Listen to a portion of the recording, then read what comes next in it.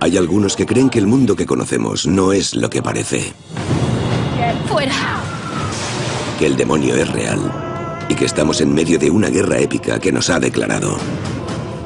Si observas el mundo, parece haber otra fuerza en juego, cuya voluntad tiende al mal. Cuando estás en medio de un exorcismo, tú estás atacando al demonio y él se está defendiendo. Una batalla entre el bien y el mal, que se lucha de hombre a hombre, de alma a alma. Si tienes la mala suerte de verte envuelto en ella, solo hay un puñado de hombres en el mundo que pueden ayudarte. Son los exorcistas, y estas son sus historias verídicas. Una vez se libera el mal en el mundo, es extremadamente difícil volver a encerrarlo. Exorcismos. Cada año la Iglesia Católica Romana recibe miles de peticiones de ayuda para lo que la Iglesia denomina infestación demoníaca. De hecho, la Iglesia ha establecido la Asociación Internacional de Exorcistas para ayudar a educar a los sacerdotes en lo demoníaco. En 2004 recibieron una llamada acerca de esta casa, en las afueras de Pittsburgh. Las infestaciones de casas son algo más destacable de lo que se podría pensar, a juzgar por lo que se sabe o se habla, porque si le cuentas a alguien que oyes cosas o que las ves moverse, va a pensar, sí, le faltan unos cuantos tornillos. La Iglesia decidió enviar un psicólogo llamado Adam Bly para que entrevistara a la familia que vivía en la casa. Adam es uno de los pocos miembros auxiliares laicos de la Asociación Internacional de Exorcistas. Adam es un gran regalo, un hombre bendito y de mucho talento. Es un laico formado en psicología, sabe de teología, es una persona espiritual que no teme al maligno.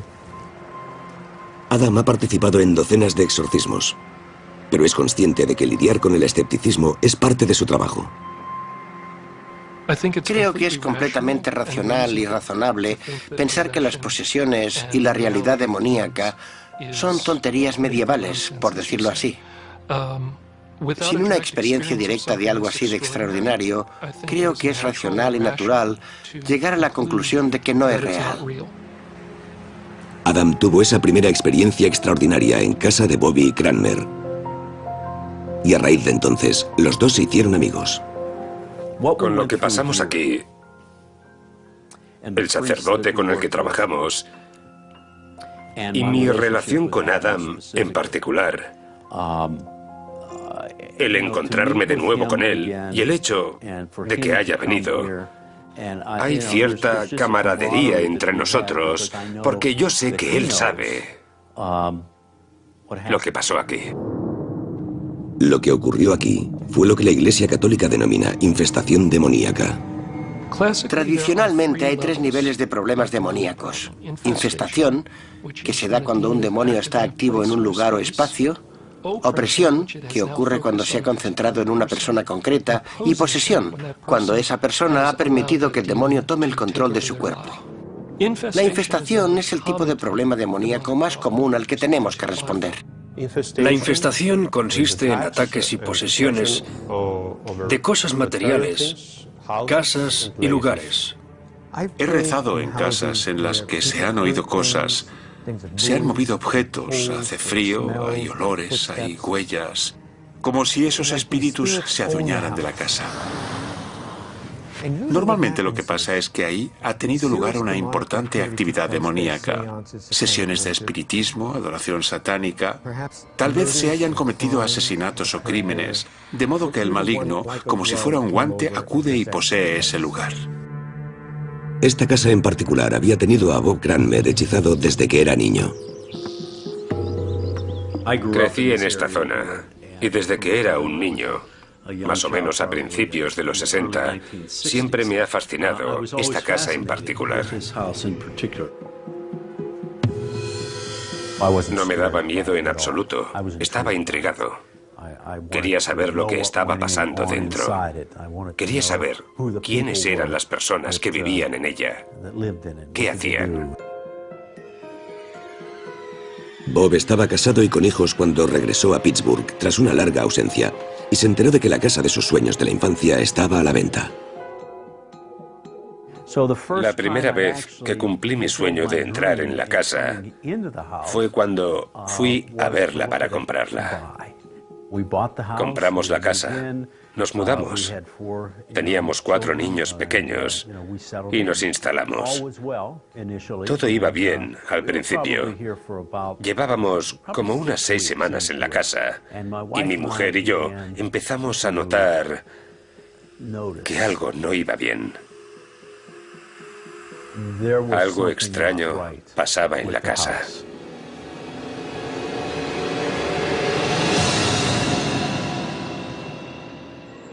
Las cosas cambiaban de sitio, se perdían. Un área de la casa parecía especialmente activa. El armario en la base de las escaleras. Hay una lámpara en el armario con una cadena. Cuando volvía a casa por la noche y abría el armario, la cadena estaba o bien enrollada alrededor de la bombilla, o bien meticulosamente enrollada alrededor de una de las cadenitas que sujetan la bombilla. Así que hicimos una pequeña prueba. Me dije, vale, cierra la puerta.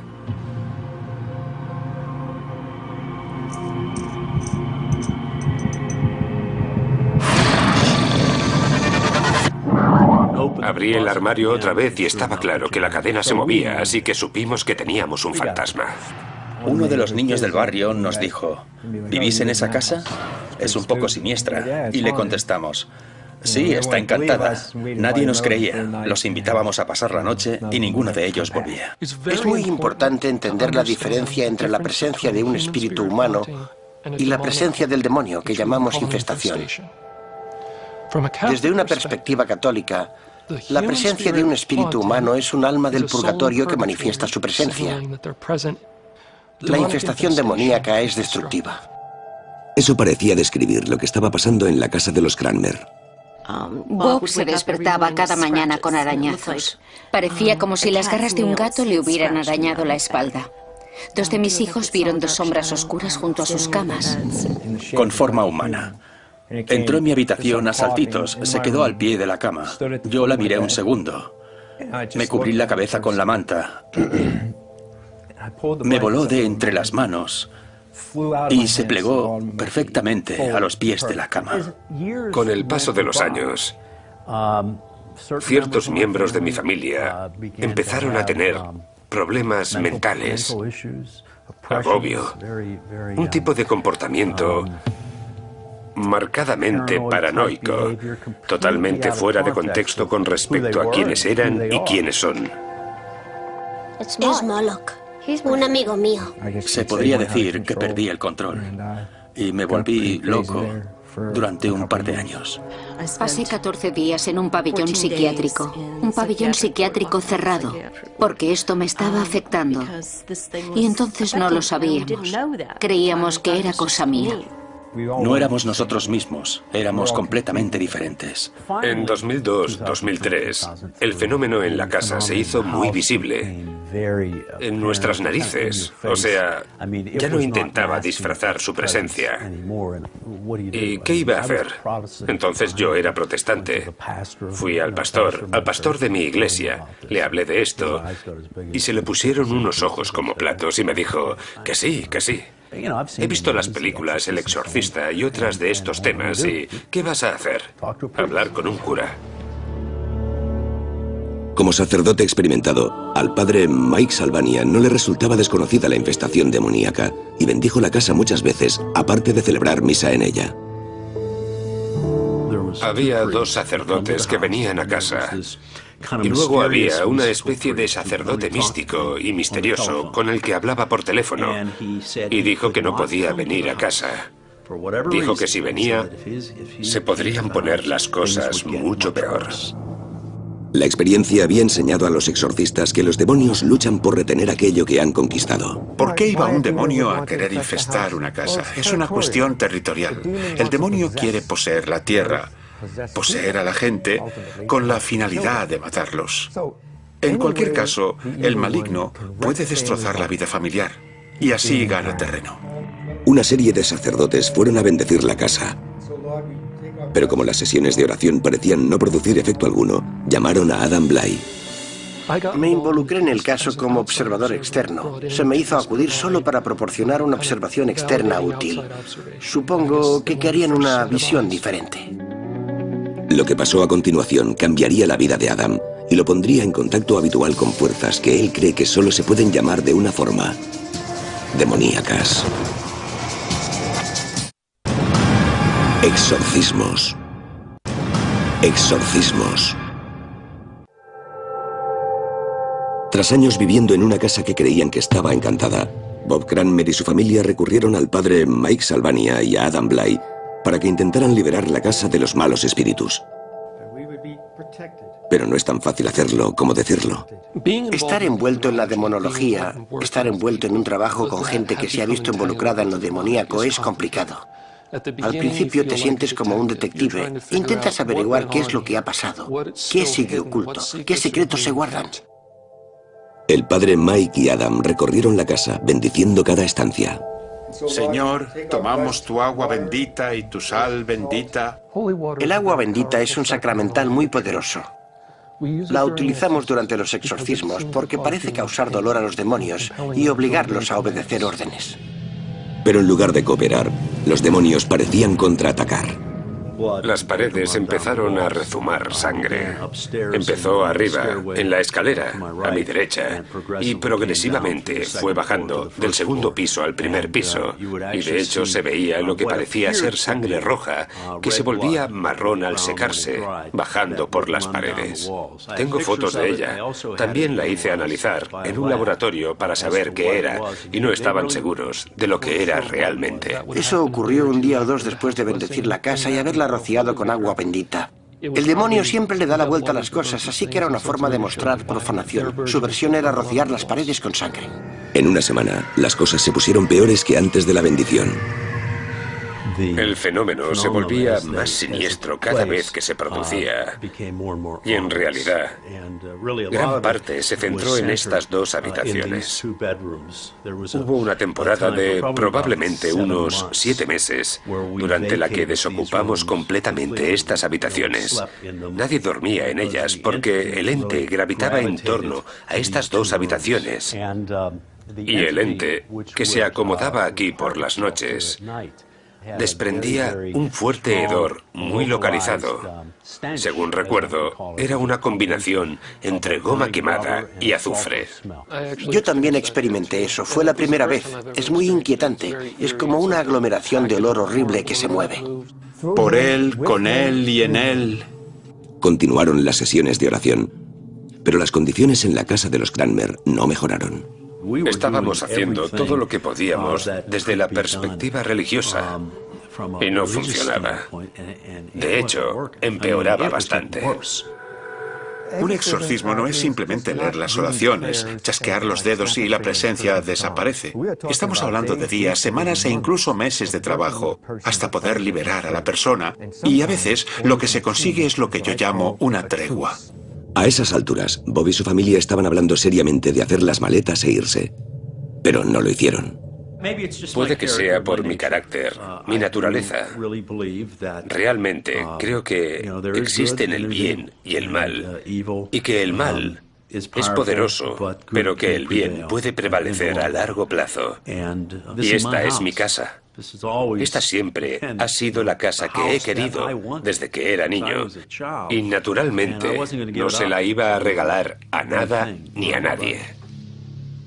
Fue durante estos momentos difíciles cuando Adam hizo una de sus muchas visitas a la casa y notó la presencia del mal con más fuerza que nunca. Lo que noté fue un olor horrible e incorpóreo de muerte y algo putrefacto moviéndose por la casa.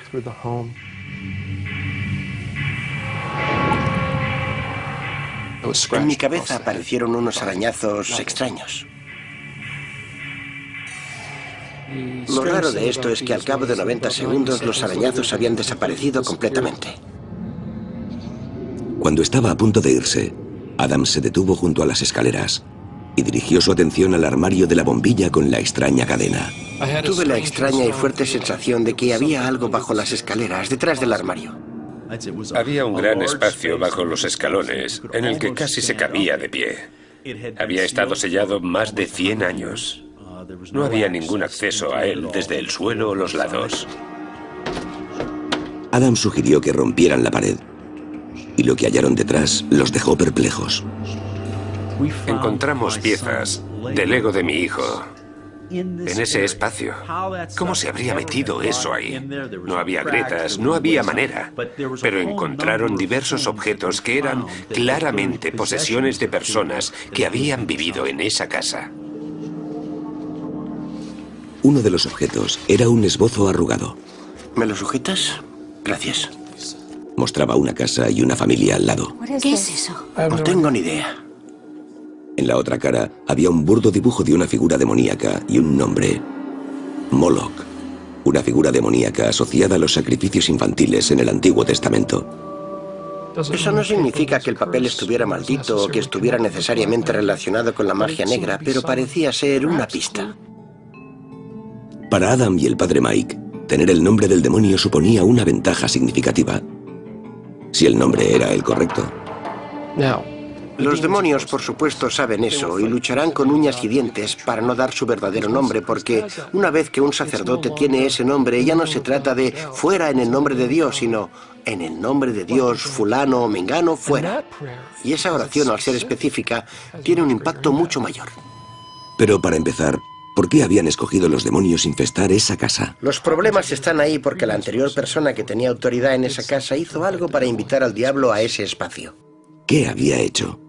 Las habladurías del barrio en los años 30 sugerían una respuesta. La investigación indicaba que podrían haber habido abortos ilegales llevados a cabo en el edificio por un médico que tenía una consulta al final de la calle. Armados con un nombre y una posible razón para la infestación, llevaron a cabo una serie final de servicios de oración en la casa de los Cranmer. Dios, que estás en todas partes, llévate al captor de nuestro prisionero y que esa separación merezca que tu protección de esta casa nunca se debilite. Moloch fue llamado y se le ordenó que se fuera. Pero si los demonios estaban escuchando, no dieron ninguna señal, porque lo que pasó a continuación fue... Amén. Amén. Absolutamente nada. Si esto fuera una película, uno pensaría en un dramático gran final para todo esto. Fue más como una llamarada que se consume. Las brasas duraron cierto tiempo y luego también se apagaron. Fue como si le diéramos al interruptor y volviéramos a la normalidad. 7 años más tarde, a Adam le reconforta lo que ve y lo que siente. Tengo que decir que la sensación es de total tranquilidad. No noto ningún indicio de alerta, ni ninguna presencia de fondo, ni siquiera un rescoldo. La sensación es de que todo está bien. Puedo decir, sinceramente, que la paz y la tranquilidad que hay hoy en esta casa son genuinas. Creo que va a durar. Y más cuando miro atrás y comparo cómo era todo antes y durante la batalla. Los exorcistas dicen que una casa infestada por espíritus diabólicos es más común de lo que pensamos. Exorcismos. Exorcismos. Estoy en Los Ángeles para visitar a mi amigo Andy Kopok, un físico formado en el Instituto Tecnológico de Massachusetts, que compró una fábrica hace algunos años y está encantada. Hoy me ha pedido que vaya al edificio para que intente calmar la presencia o sacarla de allí. La compañía de Andy fabrica láseres y otros equipos de alta tecnología. Mis conocimientos son de física general, física aplicada, termodinámica, matemáticas. Inicié esta compañía en un edificio pequeño y nos quedamos sin espacio, de modo que nos expandimos y nos mudamos a este edificio. Los inquilinos anteriores se pasaron a recoger el correo que todavía llegaba aquí por entonces. El hombre entró y me preguntó, ¿cómo te va con el edificio? Y de hecho estaba nervioso cuando entró en el vestíbulo. ¿Qué quieres decir con eso? Me va muy bien. Y me preguntó, ¿no vienes por las noches, verdad? Sí, a veces. Y me dijo, ¿no has oído golpes y gritos? ¿Y ruidos? Por eso nos mudamos nosotros. Yo pensé, Debes estar de broma. Pero me preguntaba qué ruidos se oían aquí por la noche. Me preguntaba qué ruidos estaban escuchando. Es un gran polígono industrial. Claro que se oyen ruidos. Camiones entrando y saliendo. Tal vez gente buscando cosas en el vertedero. Así que puse unas grabadoras aquí en el taller. Audio de la grabación real. Tras repasar parte de la grabación, no pensé en presencias sobrenaturales, sino que alguien había entrado en el edificio. Había mucho ruido y sonaba como si todo procediera de esta habitación. Andy cambió todas las cerraduras y como los ruidos no cesaron, decidió instalar cámaras de seguridad para grabar a los intrusos. Las cámaras registraron algo completamente inesperado. Las cámaras de seguridad grabaron movimientos en diferentes partes del edificio y ahí no había nadie. Las cosas se movían físicamente. Yo estaba fascinado. Es increíble, estoy viendo realmente cosas que se mueven. Esto es un caramelo para la física cuántica. El siguiente paso de Andy consistió en diseñar e instalar equipos detectores de movimiento más sofisticados. Había cosas que las cámaras de seguridad no estaban grabando. Yo veía objetos moverse, pero no qué los estaba moviendo. Así que construí algunas cámaras especiales que pueden grabar en un espectro de onda más corta de luz. Cosas que nosotros no podemos ver. Había horas interminables de grabación en las que no ocurría nada. Pero de vez en cuando, la cámara ultravioleta detectaba algo. En ese momento exacto, se movían objetos. Entonces, empezamos esta investigación. Y increíblemente, había una enorme manifestación de energía que se veía en la cámara. De hecho, estamos midiendo esa energía. Estamos viendo pasar estas cosas. No se trata solo de alguien diciendo, noto algo extraño. Andy empezó a investigar lo paranormal y asistió a una conferencia en la que conoció a Adam, quien accedió a hacer una visita a la fábrica.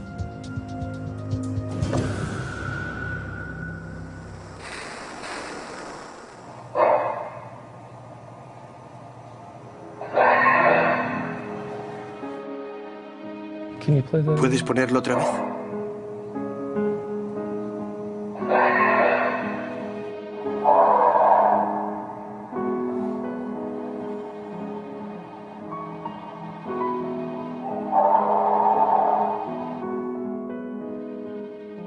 Cuando hiciste el vídeo, creo que me dijiste que el separador se cayó. ¿Podemos verlo?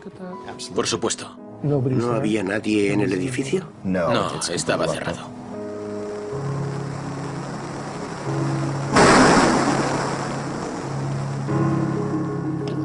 Esa parte es claramente destructiva y tú añadiste esa pared, ¿no? Cuando llegaste. Sí, esa es una historia interesante. Es la misma zona en la que el anterior inquilino tuvo problemas. Sí, no se me había ocurrido hasta ahora que parece haber una localización, porque lo que he notado con algunas presencias es que suelen estar casi confinadas en un círculo de un radio de unos 6 metros. Ese suele ser el caso con almas humanas, particularmente de malas personas que creemos que están en el purgatorio y están tratando de llevarse su bagaje espiritual, pero parece que no se les permite moverse muy lejos. Y se me ocurre, ahora que estamos viendo esto, que todo está ocurriendo en un radio de 6 metros, en un diámetro de 12 metros, y tal vez encaje en ese patrón.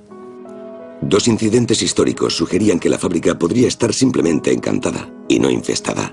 Había una refinería de petróleo al otro lado de la calle, en la que hubo un grave accidente con fuego que arrasó el lugar, y unas cuantas personas murieron en el suceso.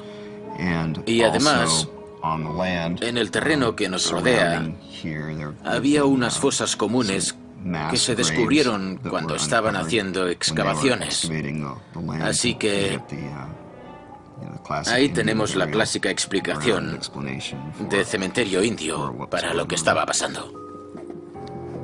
Para almas en el purgatorio, la Iglesia recomienda oraciones y bendiciones. ¿Qué sagrado es este? Si se marchan sin oponer resistencia, es menos probable que haya fuerzas demoníacas involucradas. Básicamente recé unas cuantas oraciones pidiendo la bendición del edificio y del umbral, que es una vieja plegaria católica para una entrada, en la que se pide a los ángeles que la vigilen para que el mal no pueda cruzarla. Es una bendición muy poderosa. Nadie sabe qué estaba provocando esas perturbaciones en la fábrica, pero parecían cesar con la bendición, dejando a Andy con más preguntas que respuestas. Lo cambia todo. Cambia tu forma de verlo todo. En ese momento me vi obligado a cuestionarme todo lo que sé. Porque hay nuevas realidades que se pueden medir. Sean cuales sean esas realidades, los humanos llevan siglos tratando de acceder a ellas. Y la Iglesia cree que esa es una muy mala idea. En todo el país hay un interés en alza por lo paranormal, lo que mantiene a Adam muy ocupado. A veces me paso en la carretera el 90% del tiempo. Me llaman continuamente, así que me meto en un avión, aterrizo en una ciudad, alguien me lleva a un hotel o a una rectoría y luego me llevan al exorcismo o a enfrentarme a un demonio. Ahora mismo estoy en el Medio Oeste. Voy a encontrarme con Misty, una mujer con la que llevo trabajando unos 5 años. Como muchas personas que se han involucrado en lo oculto y lo paranormal, ha desarrollado un problema. Lo que hay presente ahora mismo es un espíritu realmente maligno. Está en esta habitación mientras hablamos y está enfadado. Los demonios utilizan muchos trucos y uno de ellos es la comunicación a través de los espíritus o la adivinación como reclamos para que la gente se relacione con ellos. En el caso de Misty, su elección libre de abrirle la puerta a los espíritus a través de la adivinación es lo que la ha llevado a estos problemas. Cuanto más participa nuestro libre albedrío en acceder al mal o a la sugestión y las insinuaciones del demonio, por ejemplo, con un pacto con el demonio, ritos satánicos, incluso escarceos con el ocultismo, eso abre la puerta. Estaba en mi primera investigación paranormal y vi a alguien usando varillas de zahorí y me sentí atraída hacia ello inmediatamente, como un imán. Para Misty, la puerta se abrió con la radiestesia, o habilidad de notar campos de energía con varillas de metal. Empecé a usarlas de maneras en las que probablemente la mayoría de la gente no las usa. Era capaz de ayudar a otros investigadores a localizar dónde estaban los espíritus, que se manifestaran y que se comunicaran primero conmigo si eran testarudos. Era cautivador. Me arrastró, y me arrastró muy rápidamente. Siempre había creído entender que si lo haces por las razones adecuadas y te mantienes firme y rezas a Dios y pides protección, estarás a salvo. Y eso no es cierto. No es cierto. Misty había crecido en un hogar cristiano y creía que los ángeles de la guarda siempre andaban cerca para protegerla. Pero dejó de estar tan segura. En cierto punto del proceso, empecé a sentir que algo que no era positivo me estaba gobernando. Al principio había mucha actividad de tipo poltergeist.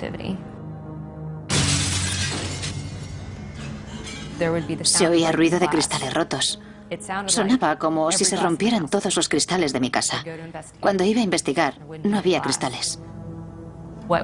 Lo que empezó como curiosidad y ganas de hacer lo correcto se convirtió en una obsesión. Solo había una atracción hacia ello que me seducía. Una noche en concreto vi algo en la ventana y pensé que había alguien que me miraba desde el otro lado. ¿Quién está ahí? Pero al moverse, la entidad me atravesó y atravesó mi casa. A partir de ahí, todo se intensificó. Empecé a sentir el olor de la muerte. Estaba mirando al techo y de pronto una cosa demoníaca de aspecto horrible salió volando del techo hacia mí y me agarró.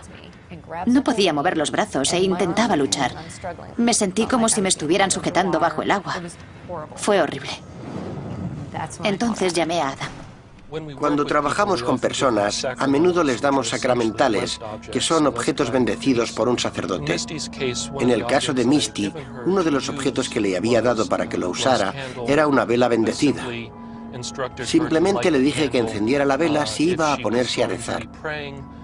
Y también que la encendiera si sentía que había espíritus malignos cerca.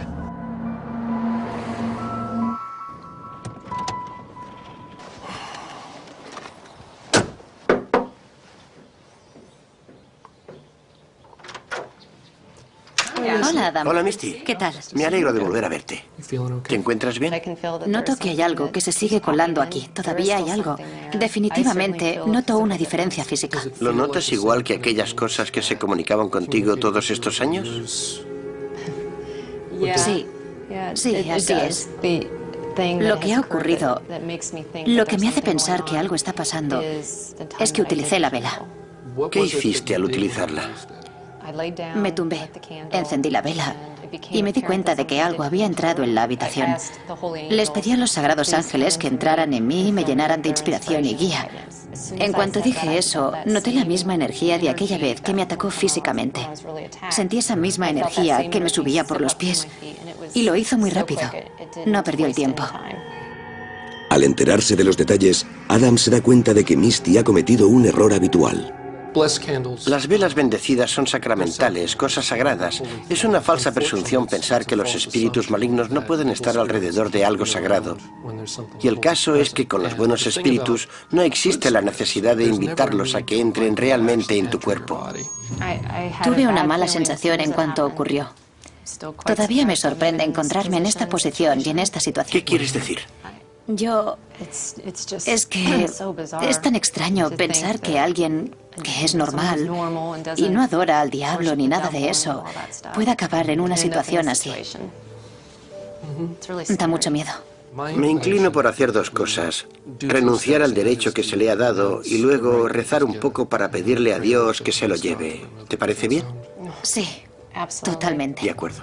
Una vez el mal humano es liberado, cuando se presenta el mal en el mundo, es extremadamente difícil volver a encerrarlo.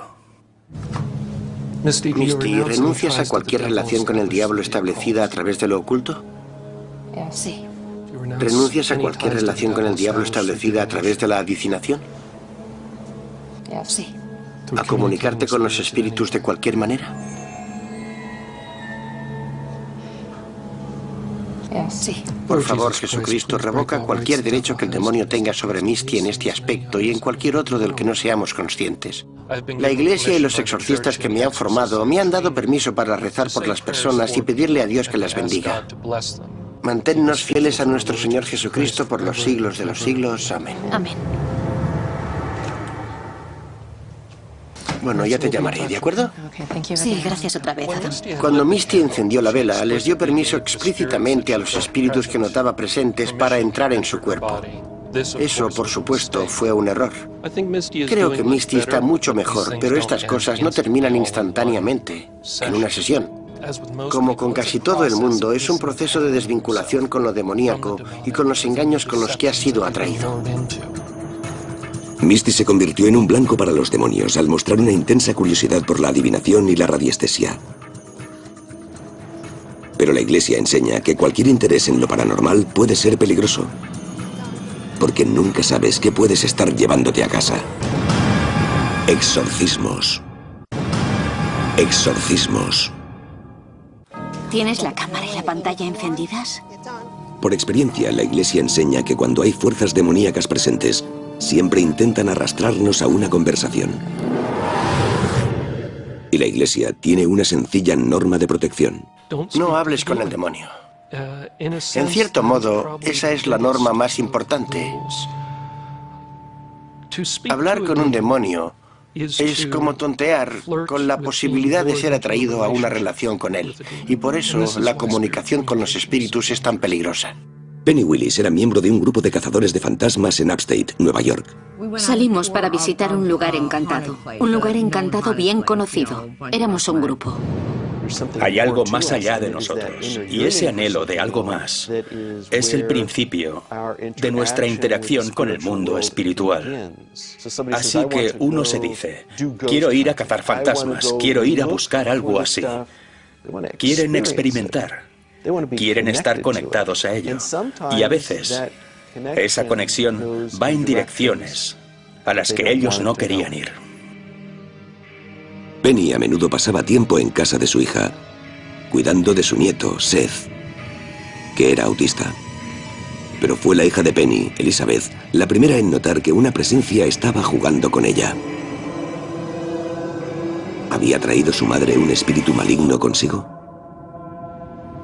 La abuela del niño estaba seriamente envuelta en la caza de fantasmas y había estado intentando registrar pruebas de que había espíritus en el cementerio. Parecía que había conseguido grabar una sombra negra y... todo este problema empezó, creo, la noche o el día después de que la madre del niño visitara la casa de la abuela y viera la grabación con ella. Creo que es muy probable que se hubiera enganchado a ella y que la hubiera seguido hasta aquí. Fuera lo que fuera, pareció interesarse por Seth o por su habitación. Entonces empezamos a oír gruñidos. Procedían de la habitación de mi hijo. No supe qué hacer, tenía miedo. Recuerdo que me llamó una vez asustada. La habitación del ordenador está pegada a la de Seth y la puerta de la habitación de Seth se había cerrado de un portazo y ella estaba aterrorizada. Yo estaba al teléfono con ella y le dije, bueno, pues abre la puerta. Y ella dijo, eso ya lo he hecho. Y entonces oí un fuerte bang y la puerta se volvió a cerrar de un portazo. La puerta de la habitación de Seth se abría y cerraba sola, incluso después de que Elizabeth pusiera una pequeña alfombra debajo. El comportamiento de Seth empezó a cambiar. Tenía miedo. Se despertaba cada madrugada a las 3 gritando sin razón alguna. Él veía algo que yo no veía.